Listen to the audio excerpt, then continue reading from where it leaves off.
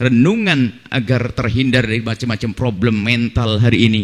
Kan orang sekarang banyak mau depresi segala macam, dikit-dikit punya masalah, bunuh diri segala macam. Kenapa itu semuanya? Renungannya mati. Sehingga tertimpa problem-problem mental hari ini. Kalau kita cermati, kenapa punya problem mental? Kenapa dia terpuruk sekali? Kemana dia ngedon? Kenapa? Ya, itu semuanya apa? Permasalahannya adalah tidak pernah menghadirkan renungannya orang cerdas. Maka orang cerdas dengan imannya, orang cerdas dengan Allah, orang cerdas yang sesungguhnya itu susah kena permasalahan-permasalahan mental. Dan itu ada hubungannya dengan hati. Hati mempengaruhi mentalnya. Sehingga ada orang ngedon, stres, seolah-olah kiamat dunia gara-gara urusannya tidak terpenuhi. Sehingga ada satu catatan penting, urusan membersihkan hati adalah judul besar yang harus kita hadirkan. Dari pembahasan kita dari awal akhir, kalau tidak kita kunci dengan pemahaman makna ini, maka semuanya akan sia-sia. Apa itu? Yang diuji dengan depresi, permasalahan-permasalahan yang menimpanya.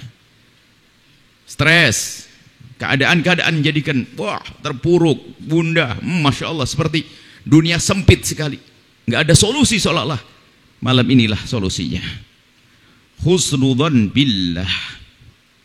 Berprasangka baik kepada Allah yang maha kuasa, yang memberi surga, yang memberikan solusi kepada semua hambanya, yang jika berjanji tidak pernah ingkar janji. Kalau kuat imannya kepada Allah dan husnudzannya, prasangka baiknya kepada Allah kuat, kira-kira problem mental apa yang akan bisa mengganggunya? Permasalahan apa kira-kira? Jadi permasalahannya di sini, maka bisa saja disimpulkan ini kekeroposan iman itu menjadikan orang itu lemah, gampang kena, kayak kekebalan dirinya sudah nggak ada, keropos, dikit-dikit masalah, dikit-dikit masalah, dikit masalah. Lo ngiri, dengki itu kan sebetulnya kan dia husnudzonnya kepada Allah nggak ada. Justru kalau orang ngiri sama seseorang itu sebetulnya yang gede prasangka buruknya kepada Allah. Seolah mengatakan, ya Allah engkau salah, kenapa kau kasih rizki dia, saya tidak. Itu kan kurang ajar pada Allah. Makanya segala penyakit-penyakit hati tadi juga urusannya dengan prasangka buruk kepada Allah. Maka hari ini kita akan benahi diri kita. Kita akan menjadi kuat dengan zat yang maha kuat. Sehingga kebal kita, nggak akan mudah terguncangkan dengan permasalahan yang ada saat ini. Ekonomi, pergaulan, pokoknya apa saja. Maka kita menjadi kuat. Husnudzan kepada Allah, husnudzan billah. Dan Allah sudah berfirman dalam hadis qudsi, Ana inda dhanni abdi bi, aku tergantung bagaimana hambaku punya prasangka kepadaku. Fal yadun masya, tergantung menduga apa kepadaku. Menduga jelek, dapat jelek. Tapi kalau menduga bahwasanya dia akan mendapatkan kebaikan dari Allah, maka dia akan mendapatkannya. Ayo kita merenung sejenak agar kita pulang menjadi orang kuat, tidak dikit-dikit gampang ngedon, depresi, punya masalah semuanya. Kita punya Allah Subhanahu wa taala. Prasangka baik kepada Allah lebih khusus lagi. Ini secara umum kita membangun prasangka baik kepada Allah. Cuman namanya prasangka baik kepada Allah itu bukan misalnya ini, wah Allah kan maha pengampun, ya sudahlah nggak usah banyak dosa. Itu pasti bukan paham prasangka baik. Prasangka baik kepada Allah itu gambarnya begini deh. Anda seorang pebisnis punya prasangka bahwasanya di situ tuh adalah tempat prospektif untuk jualan. Coba Anda yang berprasangka baik, jualan atau tidak? Ya jualan, bukan prasangka baik. Lah ini bodoh ya. Orang prasangka baik kok diam saja. Sebagai contoh, ini kayak pasar bagus ini. Buat jualan cakep nih, prasangka baik. Lalu dia apa? Karena dia seorang pebisnis hebat, dagang di situ. Lah prasangka baik kepada Allah kok nganggur ongkang-ongkang. Ini enggak prasangka dia. Jangan di rumah. Ini kadang orang, ya prasangka kan Allah maha pengampun, tenang aja. Allah kan, nah ini bukan prasangka baik. Gambarannya kayak tadi itu sederhananya. Prasangka baik, saya lagi cari ikan, saya menduga kayaknya di seputaran air ini ada ikannya banyak. Saya ceburkan jaring. Kalau prasangka, wah prasangka baik, sini banyak ikannya. Ente nggak mancing, nggak ambil, prasangka baik. Ya bodoh dia. Loh, prasangka baik itu seperti apa yang dimaksud? Loh, prasangka kok? Itu bukan prasangka. Nggak kira punya prasangka. Kayaknya prasangka baik kepada Allah yang pengampun. Sudahlah banyak dosa saja nggak apa-apa. Loh, dia nggak percaya, nggak yakin, bahkan mungkin keyakinannya keropos kepada Allah. Kalau katanya prasangka baik tapi ongkang-ongkang, paham ini, cerdas ini, memahami makna prasangka baik. Di dalam berprasangka baik kepada Allah, yang pertama adalah mungkin yang selama ini bakal gampang menjadikan orang ngedon, depresi, frustasi dan seterusnya. Ini ada hubungannya dengan masalah psikologi, psikis. Prasangka baik kepada Allah di saat ditimpa ujian, satu demi satu. Prasangka baik di saat ditimpa ujian, yang uji adalah Allah. Anak SD pun tahu kalau mau naik kelas pasti pakai ujian. Kalau diuji berarti tahun depan naik kelas, itu faham. Cuman kita yang gede pun kadang nggak paham. Urusan sekolah mulai ngerti, urusan dengan Allah. Kalau kita diuji oleh Allah, pada hakikatnya kita mau dinaikkan kelas. Cuman karena bodoh makanya dia nggak mau ujian, makanya dia tetap saja kelas 1 terus nggak naik kelas. Ini kan anak yang tidak cerdas, pas ujian lari. Kenapa ujian? Pusing saya ujian, nggak mau. Ya sudah, jangan ujian. Terus ya inti kelas 0 terus, kelas ndok terus. Kita ngalah. Kalau faham ujian itu adalah akan diangkat derajat, naik pangkat. Naik pangkatnya bukan di hadapan manusia, di hadapan Allah.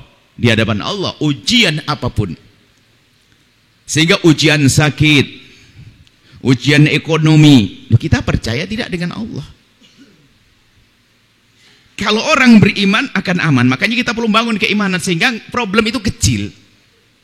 Apakah setiap orang fakir, kalau saya fakir gak punya duit, sengsara, lalu masuk neraka? Entar dulu. Pada zaman Nabi ada orang setiap hari kelaparan karena begitu fakirnya, sampai dia adalah ngenger atau numpang tinggal di masjid karena begitu fakirnya dia, akan tapi menjadi manusia hebat setelah itu gara-gara kefakirannya. Abu Hurairah fakir, sangat fakir. Kalau ada orang masuk di depan pintu masjid itu bukan minta, nampak dia tampak fakir, barangkali ada yang mengasih sayanginya. Abu Bakar masuk, rupanya Sayyidina Abu Bakar belum paham.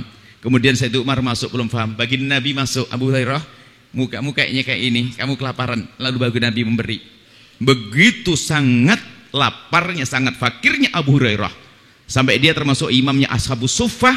Ashabus Suffah ini orang-orang fakir yang disiapkan Nabi untuk tinggal di tempat itu. Fakir, akan tapi dia manusia yang disanjung-sanjung sampai hari ini. Termasuk dia gara-gara kefakirannya nggak pergi kemana-mana, biarpun dia bersama Nabi dalam waktu singkat ternyata mengumpulkan ilmu Nabi. Bahkan beliau termasuk minal muqthirin fi riwayatil ahadithi, termasuk orang yang paling banyak meriwayatkan hadis. Abu Hurairah berarti paling banyak dengar omongan sabda Nabi dan seterusnya. Kefakiran tidak menjadikan orang runtuh, kecuali orang yang imannya kropos. Sudah fakir maka runtuhlah dia. Sakit pun juga demikian. Memang kalau bicara tentang sakit, penyakit, dia sakit, maka semakin sakit lagi. Di saat dia sakit tidak punya prasangka baik kepada Allah, sudah dia terpuruk ekonominya, tidak punya prasangka buruk kepada Allah, maka itulah orang yang seperti jatuh ke timpa tangga. Seperti, padahal tidak. Kalau dia paham, dia tidak jatuh, dia mau diangkat oleh Allah dengan ujian, tinggal dia paham atau tidak. Ujian semakin berat itu karena memang kelas tinggi. Ya paling ujian SD ya ringan pelajaran. Ujian semakin berat karena kelasnya tinggi. Kalau orang paham, setelah ini apakah ada orang yang frustasi gara-gara diuji Allah? Enggak, kalau dia paham. Sampai ini baginda Nabi menyebutkan, ajaban li amril mu'mini anna amrahu kulluhu khair. Mengherankan urusan orang beriman. Orang beriman itu mengherankan. Semua urusannya baik-baik saja. In asabatu sarra, kalau dia mendapatkan kebaikan, syakar, lalu dia bersyukur kepada Allah, kana khairan lahu, baik baginya, kan akan ditambah dengan syukurnya itu. Walin asabatu dharra, kalau mendapatkan musibah, ujian, bencana, sabar lalu dia bersabar, kana khairan lahu, maka itu lebih bagus baginya. Wala yakunu dzalika illa lil mu'min, enggak terjadi kecuali bagi orang beriman. Kenapa? Dia faham betul bahasanya kisah hidup bukan hanya di dunia, akan tapi ada kisah panjang nanti di akhirat. Tidak ada sakit yang Allah timpakan kepada seorang hamba kecuali karena Allah telah siapkan pahala yang besar yang tidak bisa diraih oleh orang yang ibadah ribuan rakaat sekalipun. Dengan kesabarannya orang yang sakit, dengan kefakirannya, lalu dia sabar, Allah siapkan pahala yang banyak nanti di akhirat. Pahala di akhirat kayak apa sih? Nggak ada ukuran, nggak bisa diukur dengan dunia. Kalau dia menyadari makna ini, lihat. Kalau dia menyadari makna ini, maka bagi mereka sakit, ya dia merasa sakit, aduh, tapi hatinya tentram. Karena apa? Di balik sakit yang aku rasa ada pahala dari Allah. Di samping nanti dia tetap berusaha berobat, karena berusaha berobat juga ibadah lagi. Bukan berarti dia adalah tidak terima dengan apa yang Allah berlakukan kepadanya dari penyakit, bukan. Akan tapi perintah Allah, berusaha untuk menjaga kehidupannya, berobat dan seterusnya. Sakitnya sudah mendapatkan pahala, berobatnya dapat pahala, apalagi tidak akan terjadi kecuali untuk orang yang beriman. Sakit yang Allah timpakan karena Allah akan angkat derajatnya, Allah akan muliakan dia. Loh, kesadaran makna ini penting sekali, sehingga tidak ada musibah yang Allah timpakan kecuali untuk kebaikan kepada dia. Ini perlu menghadirkan renungan. Jadi tidak selalu terpuruk, aku nggak disayang Allah ini. Justru disayang malahan. Kenapa? Karena surga, kemuliaan di hadapan Allah sangat mahal, sangat mahal. Ibaratnya seorang hamba ini disayang oleh Allah, disiapkan surga tinggi, tapi kok kurang ibadah, sudah kasih sakit saja biar dia nyampe ke sana. Biar dia nyampe ke sana. Makanya di saat mendapatkan musibah dan sebagainya, hadirkan renungan yang dalam. Bukan hanya mengeluh, marah kepada Allah, berarti tidak paham bahasanya. Di balik sakit ini ada pahala besar di hadapan Allah. Ilustrasinya beginilah, gambarannya begini keadaan nanti di akhirat.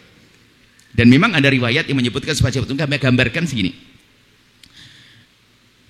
Nanti ada orang di surga, itu tiba-tiba mendapatkan pahala yang sangat besar. Dia kaget dengan pahalanya. Lalu bertanya, ini pahala apa ini kok banyak sekali? Seolah-olah semuanya itu soal ini pahala sholat, ini pahala wudhu, pahala ibadah, semuanya kelihatan. Ini kok banyak sekali apa? Dijawab, ini pahala kesabaranmu waktu kamu sakit 1 bulan waktu itu. Melihat begitu besarnya pahala, ini khusus orang beriman. Yang nggak beriman nggak akan bisa memahami makna ini. Di saat melihat pahala yang gede ini sangat besar, lalu seorang hamba berkata, kalau begitu, kenapa sakitku kok cuma sebulan? Kenapa sakitku kok hanya sebulan? Seandainya sepanjang hidupku sakit, alangkah gedenya pahalaku. Tapi kita di dunia nggak boleh minta sakit loh ya. Ini kisah di akhirat nanti. Artinya apa? Melihat begitu pahalanya, kesabarannya seperti itu, yang tidak bisa diraih dengan sujud, dengan ruku. Karena ada pahala. Sakit yang kita rasa ada nilai pahala di hadapan Allah. Maka husnudon kepada Allah di saat ditimpakan kepada musibah, bencana alam pun juga musibah. Makanya kalau memandang pun jangan memandang yang menyakitkan, pandang dengan prasangka baik kepada Allah. Sesungguhnya jika musibah Allah timpakan pada seorang hamba, kefakiran, bencana dan seterusnya, itu adalah karena Allah ingin beri 1 di antara 3. Ini merenung dulu masalah bencana. Belum nanti ada lagi masalah doa, masalah lain. 1 lebih 1. 1 di antara 3. Kalau Allah memberikan pada seorang hamba sakit, hei hamba yang sakit, hei hamba yang fakir, hei hamba yang dirundung kesusahan, dengar ini. Kesusahan, penyakit yang ditimpakan kepadanya ini 1 di antara 3, dan dua-duanya dirindu oleh hamba yang rindu surga. Yang pertama karena Allah ingin menghapus dosanya. Orang ini banyak dosa tapi kok istighfarnya kok nggak beneran nih. Dikasih sakit oleh Allah karena untuk menghapus dosanya. Sementara siksa di akhirat sangat pedih, nggak ada apa-apanya. Kalau seandainya ada orang sakit setiap hari, sakit ambil sakit apa yang paling menyakitkan saat ini di dunia? Sebutkan ada di dia. Sakit setiap hari, sakit, sakit. Tak taunya kalau seandainya nanti dia ngerasakan kelingkingnya dinyoskan ke neraka saja, dia akan berkata, ternyata sakitku di dunia nggak ada apa-apanya dibanding sakitnya ini. Artinya sakit di dunia itu dibanding siksa neraka sangat kecil, sangat remeh. Yang pertama musibah yang ditimpakan seorang hamba karena Allah ingin mengampuni dosanya. Dan ingat, dosa itu membawa kepada murka Allah, siksa di alam barzah. Mengerikan sekali siksa di alam barzah. Alam barzah belum lagi padang mahsyar yang mengerikan. Lalu nanti neraka jahanam yang panasnya panas-panas. Kalau orang dibakar di dunia setelah bakar mati, barangkali begitu, mati. Tapi di sana nggak ada yang mati, terus tersiksa. Kalau orang iman kepada Allah dan iman akan adanya neraka, maka di saat diuji dengan musibah baginya akan enteng. Kenapa? Mungkin inilah yang akan menjadi sebab aku tidak disiksa nanti di akhirat. Aku banyak dosa lalu dikasih sakit oleh Allah, dikasih musibah oleh Allah, bencana oleh Allah. Dia akan tenang. Karena apa? Oh, ini pengampunan dosaku. Yang kedua adalah, kalau bukan karena itu, atau bahkan bisa diampuni dosanya, sekaligus yang kedua adalah Allah ingin mengangkat derajat. Allah ingin mengangkat derajatnya. Semula hanya surga di kelas bawah, tapi ingin masukkan surga tertinggi lagi. Sampai bersama baginda Nabi SAW. Surga. Yang ketiga adalah untuk disiapkan pahala yang sangat banyak. Pahala yang besar di hadapan Allah. Sehingga para solehin itu kalau mendapatkan rasa sakit atau penyakit mengatakan ini syiarul awliya, syiarul solehin. Ini adalah, syiar itu adalah ciri khas kebesaran orang-orang yang dekat kepada Allah, adalah diuji. Sebab Allah itu kalau cinta kepada hambanya diuji. Makanya nabi-nabi yang paling agung, paling mulia, ujiannya paling gede. Tapi di sisi lain kita harus paham, Anda tidak usah minta diuji oleh Allah. Takut tidak mampu, jangan sok, ya Allah kalau begitu biar saya seumur hidup saya sakit terus. Jangan ngomong gitu. Justru kita mintanya yang baik, sehat, afiat, banyak ibadah dan seterusnya. Jangan salah paham juga. Sok, ya Allah saya pengen sakit terus biar surga tinggi. Baru sakit sehari jerit-jerit Allah. Nah, kalau ngomong yang benar ya. Sebetulnya ngomongnya orang yang husnudzon sama tidak husnudzon kan. Kalau ada orang ngomong, kalau ngomong ya Allah, misalnya gini lah. Ada orang nggak punya anak, tatonya kaya. Karena lalu dia ngomong gini, ya Allah, saya tidak punya anak tapi kau beri kekayaan. Mending punya anak melarat nggak apa-apa. Nah, ini kan, ini bahasanya bukan orang kenal Allah dia. Nah kalau sama-sama dikabul, mestinya jangan ngomong gitu dong ya Allah. Seperti kau, ya Allah kau maha kuasa memberiku kekayaan, berikan padaku anak. Kan ngomong gitu. Maka ketahuilah di saat orang doanya begini, ya Allah, daripada kekayaan banyak nggak punya anak, mending punya anak nggak punya kekayaan. Dia sebenarnya protes pada Allah. Sebetulnya protes dia. Ayo kalau dikasih beneran gimana coba? Stres juga dia, ngomongnya ngomong tidak dikontrol dengan iman. Dia marah kepada Allah, ya Allah kenapa ya Allah? Maksudnya gitu dia marah. Tapi kalau dia punya iman, ya Allah, seperti kau mudahkan rizkiku, engkau maha kuasa memberikan rizki, engkau maha kuasa memberikan padaku anak. Seperti itu. Jadi jangan suka ngomong yang tidak baik deh. Kalau ngomong yang baik, Nabi Yusuf seorang nabi loh ya. Di saat diganggu oleh seorang wanita Imra'atu Aziz waktu itu, dia ngomong, penjara bagiku lebih aku senangi ya Allah. Masuk penjara beneran loh ya. Makanya coba ngomong, tidak ngomong begitu. Jadi kalau ngomong tuh yang baik, itu tanda khusnudzon. Yang dia Allah mending begini daripada itu mending. Mati aja deh. Mati. Memang mati langsung selamat di alam barzah, jangan-jangan diseksa malahan. Gara-gara fakir nyungsep gak kuat, ya Allah mending mati saja ya Allah, biar saya tidak kena musibah, kena masalah. Ya Allah, dari saya tidak kuat mending mati. Kalau mati memang langsung ke surga.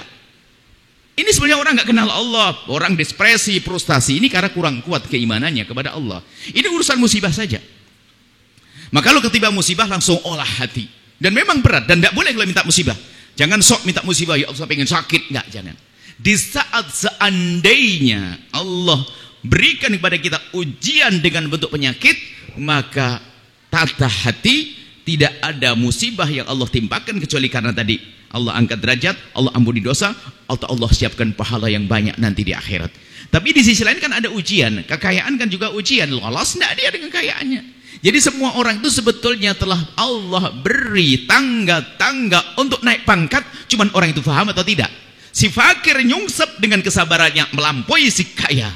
Si kaya bersyukur adalah untuk melambung tinggi. Ini adalah babnya beda-beda. Sehingga makanya orang beriman itu baik semuanya kalau dia faham. Dia mudah bersyukur. Kalau seandainya diberi kekayaan, tidak akan dia lupa daratan sehingga berbuat sewenang-wenang.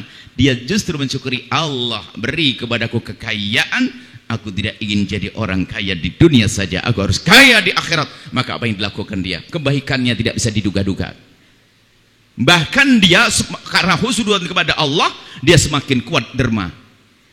Orang pelit sebetulnya karena prasangka buruk kepada Allah. Ya Allah, nanti kalau saya berikan habis. Loh, bukankah Allah sudah berjanji, kau berikan Allah akan kasih. Loh, makanya orang yang punya husnudzon kepada Allah, di saat kaya pun dia begitu mudah dia berderma karena yakin kalau aku berikan Allah akan ganti dan aku akan dapat pahala.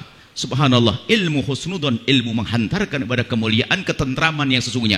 Bagi si fakir nyungsep, si sakit yang tertimpa penyakit pun akan reda, akan tentram. Kalau bicara tentang sakit, orang sakit, memang orang sakit kayak orang yang memang dibenci oleh Allah saja. Oh tidak, di sana ada Nabi Ayub yang diuji dengan sakit tidak henti-hentinya, dengan kefakiran yang tidak, Masya Allah. Kemudian juga yang namanya kekayaan adalah juga ada seorang Nabi Raja jadi kekasih Allah. Jadi masalah kaya ini sebenarnya ujian semuanya. Baik, kita bicara tentang musibah. Dari tiga ini cara pandang juga. Dari tiga, kalau orang tertimpa musibah, antara dia diampuni, diangkat derajat, atau disiapkan pahala. Kemudian setelah itu untuk nilai diri kita, untuk menghibur diri kita, dan hiburan yang sesungguhnya. Dan yakin, coba sebegini, Anda semoga tidak terjadi sesungguhnya. Anda kehilangan, misal saja, kehilangan uang 5 juta, sementara uang ini betul-betul Anda perlukan di rumah Anda, di keluarga Anda. Tiba-tiba ada orang di samping Anda tahu dia orang kaya raya, anggap saja raja atau bos. Kenapa Pak? Aduh Pak, uang 5 juta gajian seharusnya saya pakai ini, tatanya hilang. Lalu dia ngomong, tenang aja, nanti saya ganti. Dengan janji tak begitu langsung tenang. Apakah kita tidak percaya dengan janji Allah? Ini loh yang harus kita hadirkan. Janji Allah. Bukankah Allah akan mengganti kalau tidak di dunia? Ada kisah panjang orang beriman di dunia hanya 80, 90, 100 tahun jalannya susah sudah kita ini. Kita akan ada kehidupan setelah kehidupan di dunia ini. Harus paham mana ini. Maka nggak ada depresi setelah ini. Nggak ada, nggak ada. Allah. Cuman nanti setelah itu cara pandang kepada manusia, orang hati-hati. Nanti bisa masuk bab kesombongan, menyakiti orang lain. Contoh, jika di sebuah kampung ada tertimpa musibah bencana alam, gempa bumi, lahar apa, lalu apa cara pandang? Pandang kita kepada orang tidak semuanya boleh kita hadirkan. Kita husnudzon, Allah akan angkat derajatnya, Allah akan beri pahala berlipat ganda. Jangan ngomong begini, ya karena ente banyak dosa, kurang ajar. Karena ente banyak dosa makanya kena bencana. Oh di tsunami Aceh banyak dosa makanya. Oh di Jogja gempa bumi. Nah kok kita suudzon pada manusia sekarang?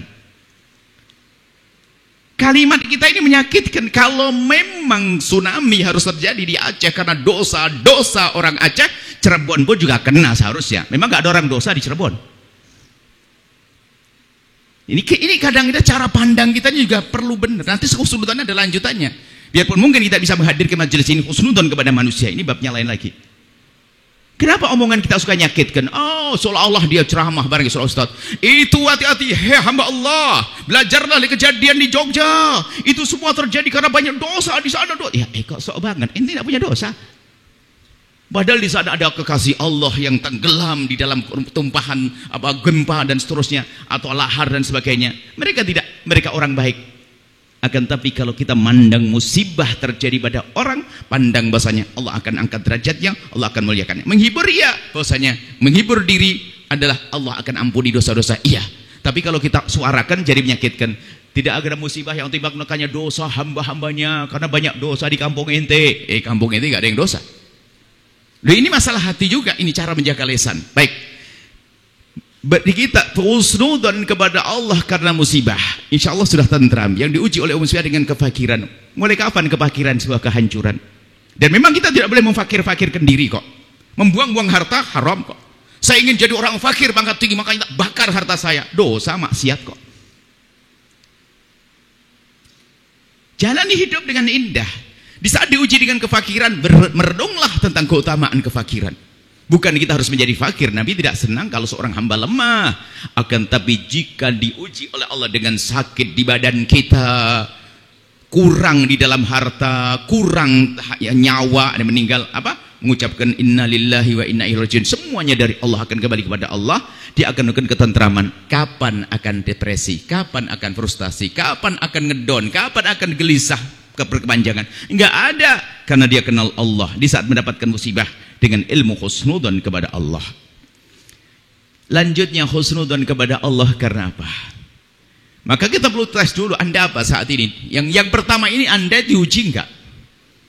Coba, kalau tidak sakit Anda kan ada ibu yang sakit, ayah sakit, saudara sakit. Jadikan bahan renungan. Ada yang meninggal. Binaqsi minal amwali wal anfusi wath thamarat wa basyirus sabirin. Akan dikurangi dengan ekonominya, dikurangi mau diangkat oleh Allah, agar keluarga yang mati, ada sakit yang Allah timpakan. Ini semua bisa terjadi pada siapapun. Akan tapi kalau ilmu husnudzannya tinggi, bagi dia problem tidak akan menjadi sebuah problem. Maka dia akan melihat kenyataan ini adalah dengan Allah yang maha kuasa, Allah yang maha kasih, Allah yang maha pemurah. Baik, yang pertama husnudzan kepada Allah karena musibah. Yang kedua husnudzan kepada Allah di saat memohon kepada Allah. Anda itu bukan memohon kepada makhluk yang biarpun dia kaya raya, bisa saja dia pelit loh ya. Raja hari ini besok lengser, bisnisnya berjaya hari ini besok bangkrut, manusia. Tapi kita akan memohon kepada Zat yang maha kuasa, maha kuasa dan maha pemurah, yang kalau berjanji tidak pernah ingkar janji. Sudah berjanji, ud'uni astajib lakum. Kalau engkau memohon kepada Allah, mintalah. Allah sudah berfirman, minta kepada aku akan aku kasih. Janji Allah bukan janji seorang raja, manusia yang bisa saja ingkar janji. Allah tidak. Asalkan doa kita benar, doanya doa abal-abal kok. Dia tidak sadar kalau mohon Allahumma ya Allah, nggak sadar ya, nggak yakin lagi. Kalau tidak yakin itu kan Allah tahu di hati kita. Kalau doa kita tidak yakin, dalam hati sebenarnya ud'ullaha wa antum muqinuna bil ijabati. Memohonlah kepada Allah dan kalian yakin Allah akan kabul. Jadi kalau berdoa itu yang yakin. Dan tidak ada yang menjadikan sebab tertundanya pengkabulan atau tidak diterimanya doa kecuali karena kita. Disebutkan dalam suatu hadis, innallaha yastajibu du'a 'abdihi ma lam ya'jal. Allah akan senantiasa mengkabul doa hambanya asalkan dia tidak buru-buru. Buru-buru itu gimana? Menyimpulkan, aku sudah doa nggak dikabul-kabul, aku sudah lama doa nggak dikabul-kabul, ngomong nggak dikabul-kabul. Ini adalah tanda yang tidak dikabul. Allah kan maha tahu yang ada di hati kita. Sekarang kalau Anda mau minta sama orang, adab Anda nggak baik, kira gimana? Anda datang, Anda punya hajat, ingin dibantu keuangan Anda, lalu Anda datang pada seseorang. Kalau Allah kan tidak usah dikasih tahu. Kalau orang ini nggak dikasih tahu. Kalau seandainya kita kasih tahu ada orang ini, Pak Haji, tolong Pak Haji, ini saya ini beberapa hari anak saya sekolah belum bisa, ini kontrakan rumah belum bayar. Cuman saya nggak ngira kalau Pak Haji ini bakal ngasih. Modelnya model pelit ente ini. Ngasih nggak kira-kira Pak Hajinya itu? Lalu dengan Allah kok kayak ngomong pelit itu? Seolah sudah Allah ngomong pelit. Allah kan tahu di hati kita. Makanya kalau minta pada Allah, yakin Allah maha kuasa. Kalau kita tidak yakin Allah maha kuasa memberi makabul, ya kayak tadi, ya Allah kayaknya nggak ngasih, ya Allah kan kurang ajar kepada Allah. Maka muqinuna bil ijabati, dengan yakin bahwa Allah akan kabul. Kemudian setelah itu pemahaman pengkabulan, ini husnudzan pada Allah, pemahaman makna pengkabulan. Ini kan doanya orang beriman. Orang beriman punya panjatan doa. Disebutkan doa yang dipanjatkan seorang hamba, doa itu adalah ibadah. Doa itu tujuan. Kalau orang kelas rendah seperti kita ini, sepertinya doa itu sarana. Karena kita ingin sesuatu lalu berdoa. Kan begitu model kita. Maka kalau sudah dapat jarang doa. Dulu waktu sekolah ujiannya susah, banyak ngaji, banyak doa. Setelah ujiannya gampang, jarang berdoa. Ini repot. Dulu waktu mau ngerintis bisnis, Masya Allah, datang ke Ustadz minta doa, kesana doa. Tapi giliran sudah bisnisnya lancar, jarang sholat malah. Nah ini permasalahan dalam diri seorang hamba. Jadi berdoa itu, kalau Anda berdoa, yakin Allah akan kabul. Tentunya dengan syarat-syarat doa ini babnya beda. Kami hadirkan bagaimana cara berdoa-doa dengan rezeki halal, makanan halal di tempat yang terkabul, dengan doa-doa yang khusyuk dan seterusnya. Ada sebab-sebab pengkabulan doa. Sebab tidak terimanya doa ada sendiri. Tidak dibahas saat ini. Akan tahu secara umum begini, kapan Anda memohon kepada Allah, maka yakin Allah akan mengkabul. Kalau belum dikabul, ya belum tentu tidak dikabul. Kalau tidak dikabul beneran, itu salahnya doa kita. Kalau yakin doa kita benar, pasti. Maksudnya dalam pasti ini karena sudah dijanjikan oleh Allah. Astajib lakum, aku akan kabul. Cuman yang harus kita fahami, ini serius, ini ahli iman. Yang urusan kita bukan urusan di dunia, ada kisah panjang di akhirat. Cuman kita ini manusia yang betul jahul, kita itu bodoh yang kita butuhkan. Hanya karena dia lagi bisnis, mintanya, ya Allah bisnisku lancar, bisnisku lancar, bisnis lancar. Kita kalau doa itu sempit. Kadang ada sesuatu yang lebih penting tidak kita minta. Minta kita ini hanya sekedar yang di hadapan mata saja. Ada sesuatu yang lebih besar lagi, kadang tidak kita minta. Makanya kalau kita memohon kepada Allah dengan kebodohan kita, Allah Maha Kasih. Sehingga kadang lihat, pengkabulan doa itu ada 3 macam. Pengkabulan doa Allah, kita memohon kepada Allah, Allah beri seperti yang kita minta. Persis yang kita minta, kadang seperti itu. Ada yang kedua, dikabul doanya tapi tidak seperti yang kita minta, Allah ganti yang lebih penting. Ada diganti yang lebih dahsyat lagi. Cuman kita tidak pernah menyadari. Karena Allah tidak pernah ingkar janji. Ini hambaku mintanya kok duit tok. Padahal paru-parunya juga mahal tuh, jantungnya mahal tuh, anak-anaknya mahal. Sehingga yang lain kena demam, anaknya sehat. Bisa saja itu karena doa kita.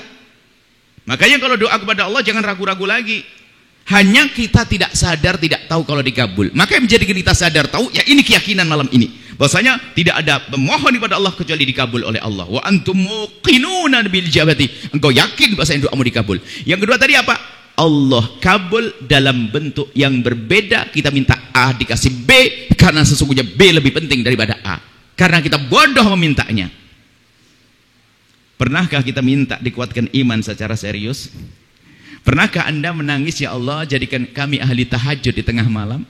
Enggak pernah. Paling ya Allah toko saya, ya Allah ternak saya, ya Allah. Itu saja. Anakku lulus, ya Allah. Ujiannya lulus. Bukan anaknya selamat dunia akhiratnya. Bukan anaknya selamat hatinya. Bukan anaknya selamat akhlaknya. Kita mintanya yang remeh-remeh. Demikian itu bodoh. Tapi Allah Maha Kasih karena doanya serius. Diganti. Anaknya dijaga oleh Allah. Jadi yang kedua, kalau Anda mohon kepada Allah, yakin Allah mengabul. Yang kedua adalah bentuknya berbeda. Yang ketiga ini dahsyat lagi. Kita memohon kepada Allah sebenarnya dikabul, cuman Allah sayang. Tidak akan diberikan di dunia, akan tapi dijadikan pahala yang berlipat-lipat nanti di akhirat. Sehingga nanti seorang hamba akan dikatakan, ini pahala apa? Ini pahala doamu dulu yang banyak dan belum diberikan Allah di dunia, tapi diberikan di akhirat. Anak kecil minta, abah warisan saya mana? Warisan dari ayah saya mana abang? Warisannya 1 miliar. Enggak dikasih, ntar dulu. Jangan nak, jangan dek, jangan dek. Itu kan milik saya. Iya, tapi enggak boleh. Kenapa sama enggak boleh? Mulai marah-marah dia. Sebab kalau dikasihkan hari ini 1 miliar diambur ini. Sama adiknya, sama abangnya disimpan. Sudah gede, sayang, ini loh. Kan begitu. Berarti menundanya demi kebaikan buat dia. Ini urusan dengan manusia saja kita bisa faham. Kenapa dengan Allah kita tidak faham-faham? Jadi di saat ditunda pengkabulan doa, jangan berkata Allah tidak mengkabul doaku. Bahkan pastikan kita tidak akan berkata Allah tidak mengkabul doaku. Yang mengatakan Allah tidak mengkabul doaku, yaitu tanda tidak dikabul doanya. Yang berani mengatakan Allah tidak mengkabul doaku, itu tidak dikabul. Karena Allah bersabda, karena disebut oleh baginda Nabi, innallaha yastajibu du'a abdihi malam ya'jal. Tadi kami sampaikan, Allah akan senantiasa mengkabul doa hambanya asalkan dia tidak buru-buru. Buru-burunya apa? Yaitu buru-buru mengatakan belum dikabul, belum dikabul, ya. Sehingga di saat memohon ini adalah menjadi tenang hati kita. Kemudian orang kelas tinggi, doa itu tujuan, bukan sarannya. Jadi orang berdoa itu ingin menampakkan di hadapan Allah tentang kelemahannya, dan dia ngerti setiap panjatan doa dan nilai pahalanya. Jadi bukan hanya sekedar sarana. Kalau itu kan sarana, ya Allah kabulkan hajat. Setelah dikabul hajatnya lupa. Kalau para kekasih Allah menjadikan doa adalah saat asyik mengadu kepada Allah.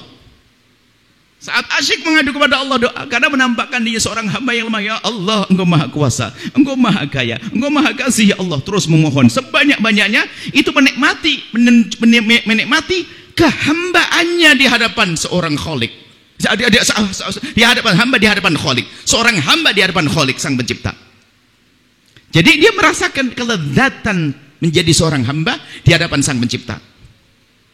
Nah, seperti itu. Jadi ini adalah di dalam panjatan doa. Maka ayo doalah yang banyak. Kemudian sudahlah, kalau doa sudah Anda berikan, Anda sampaikan, lihat Allah yang Maha tahu apakah akan diberi langsung atau diberi yang lainnya, atau nanti jadikan tabungan di akhirat. Ini adalah husnudzon di saat memohon kepada Allah. Berapa malam kita ngadu memohon kepada Allah? Apakah Anda menduga tidak dikabul? Salah. Allah kabul, dan Allah lebih tahu apakah dikabul sesuai dengan permintaan kita, atau diganti dengan yang lainnya lebih penting, atau ternyata jadi tabungan di akhirat nanti. Yang ketiga adalah husnudzon di saat memohon ampun kepada Allah. Tidak boleh putus asa dengan dosa-dosanya, karena putus asa itu tanda dia tidak diampuni oleh Allah. Itu madhabnya iblis. Iblis itu melakukan kesalahan itu bukan langsung menyadari mohon ampun, enggak. Coba iblis minta ampun, mau minta apa saja masih dikasih oleh Allah. Iblis itu sudah melanggar, terkutuk begitu, minta dikabul. Mintanya apa? Ya Allah, panjangkan umurku untuk aku bisa ganggu anak Adam. Dikasih loh ya. Coba ngomong yang benar. Coba minta hidayah atau minta. Cuman dia memang bodoh dia. Jadi mintanya anzir, ya Allah anzir itu panjangkan umurku. Dikasih. Coba ya Allah ampuni angkat derajatku, kan beres. Ini kisah iblis. Lah kita sebagai seorang yang beriman kepada Allah, jangan ada putus asa. Tuhanmu Allah Maha Pengampun. Lah kalau Maha Pengampun ya tadi, kalau sudah tahu Allah Maha Pengampun, kenapa kau tidak minta ampun dengan serius? Makanya tadi kita sebutkan awal, orang ongkang-ongkang nggak istighfar, bohong dia, nggak yakin kalau Allah Maha Pengampun itu. Kalau tahu kolam itu banyak ikannya, dia husnudzon, dia akan mancing, dia akan menjaring tadi. Kalau Allah Maha Pengampun, tapi kenapa tidak minta ampun? Mintalah pengampunan kepada Allah. Sebesar apapun dosa yang dilakukan seorang hamba, pengampunan Allah lebih agung dari dosanya. Maka jangan ragu kepada Allah Al-Ghafur, Al-Ghaffar, At-Tawwab, Allah yang Maha Pengampun. Jangan ragu kepada Allah Subhanahu wa taala. Jangan ada putus asa. Siapapun Anda, jika dengan keterpurukan Anda tidak ada dosa kecuali pernah Anda lakukan, ketahuilah Allah Maha Pengampun. Bertobatlah kepada Allah dengan segera, segede apapun dosa kita akan diampuni. Akan tapi lihat prosedur, ada aturan taubat itu. Pertama nyeseli dosa kita. Maka untuk sampai kepada penyesalan, ini seharusnya ini pembahasan khusus tentang tobat di sini. Orang akan diterima tobat ya Allah kalau benar tobatnya. Lah tanda tobat yang benar nyesel dulu. Kalau tidak nyesel, jadi belum tobat dong. Nyesel di dalam hati. Penyesalan akan dosa. Maka siapapun yang terpuruk dalam kehinaan di masa lalu, termasuk terpuruk dalam riba yang melilit yang sampai hari ini, minuman keras, zina, dosa yang banyak sekalipun, ingat Allah Maha Pengampun. Wasari'u ila maghfiratin min rabbikum, bergegaslah menuju pengampunan Allah. Wa jannatin arduhas samawati wal ardu, dan surga, untuk mendapatkan surga yang telah Allah siapkan. Bahkan kalau kita serius, insya Allah nanti masalah tobat kita matangkan. Jika ada kesempatan, mungkin 10 harinya diganti 13 hari biar panjang. Karena nggak cukup, kami hitung-hitung ada banyak yang harus kami sampaikan, tapi waktunya sudah tinggal 2 hari lagi. Kecuali malam hari raya Anda di sini lagi, tapi nggak mudik. Masalah tobat, pengampunan Allah Maha Pengampun. Ingat, bagaimana? Nyesali dosa. Kalau tidak menyesal, bagaimana akan diampuni orang dia tidak menyesal? Menghadirkan penyesalan merenung, maka tidak akan menyesal kecuali menyadari dosanya. Sehingga Anda harus punya waktu merenungi dosa-dosa. Setelah itu jangan masuk putus asa. Dosa teramat besar, pengampunan Allah Maha Agung. Merenungi dosa kepada Allah, dosa kepleset, zina, makan riba, semuanya hadirkan, kemudian baca neraka sampai tiba-tiba menitikkan air mata. Ya Allah ampuni aku, ya Allah aku tidak ingin masuk neraka itu, ya Allah. Dahsyat, Allah Maha Pengampun. Disebutkan dalam hadis, at-taibu minadz dzambi kaman la dzambalah. Orang bertobat dari dosa seperti orang tidak pernah punya dosa. Maka segeralah bermohon kepada Allah. Kalau ayat tadi disebutkan, wasari ila maghfiratin min rabbikum wa jannatin 'arduhas samawati wal ardu 'iddat lil muttaqin, bergegaslah menuju pengampunan Allah, mendapatkan surga yang disiapkan untuk orang bertakwa. Orang bertakwa kan disebutkan, ini tidak bahas pada pertemuan yang lalu. Alladzi yunfiquna wal kadhiminal ghaidha, menahan amarah dan seterusnya. Berinfak, ternyata ada ahli surga. Bukan golongan orang itu, tapi ternyata pendosa. Walladzina idza fa'alu fahishatan aw dzalamu anfusahum. Ahli surga mereka yang melakukan kekejian, kesalahan, dosa-dosa, cuman segera tobat. Ingat Allah, dzakarullah. Ingat Allah lalu mohon kepada Allah. Pendosa pun ternyata punya kesempatan asalkan dia bergegas menuju pengampunan kepada Allah. Syaratnya husnudzon. Kalau husnudzon bergegas. Ada kolam ikan yang segera ceburkan jaring. Ini pengampunan Allah, sudah tahu Allah Maha Pengampun, kok enggak segera minta ampun? Berarti dia adalah tidak yakin akan adanya siksa yang mengerikan, atau tidak yakin Allah memberikan taubat, sehingga dia tetap bergelimang dosa. Kalau tobat serius akan bergegas. Dia ngerti neraka pedih. Tidak, dosaku sangat banyak. Semua pernah aku lakukan. Allah Maha Pengampun. Walladzina idza fa'alu fahsyatan, mereka punya kekejian lalu sampai diberi kabar gembira oleh Nabi, at-taibu minadz-dzambi kaman la dzambalah, orang bertobat dari dosa seperti orang tidak pernah punya dosa. Catatannya Anda menyesal, hei pendosa, hei orang yang pernah dosa, segede apapun dosamu, pengampunan Allah lebih besar itu semuanya. Maka jangan ragu, ayo kita kembali kepada Allah. Selamat tinggal dengan dosa-dosa masa lalu. Masa lalu biarkan masa lalu. Hari ini aku akan menjadi orang yang berbeda. Aku orang yang ngerti tobat. Aku husnudzan kepada Allah bahwa Allah akan mengampuni dosaku, maka aku mohon ampun kepada Allah. Berhenti dari kemaksiatan, berhenti dari segala dosa. Ini perlu, ini babnya bab pengampunan. Memohon ampun kepada Allah.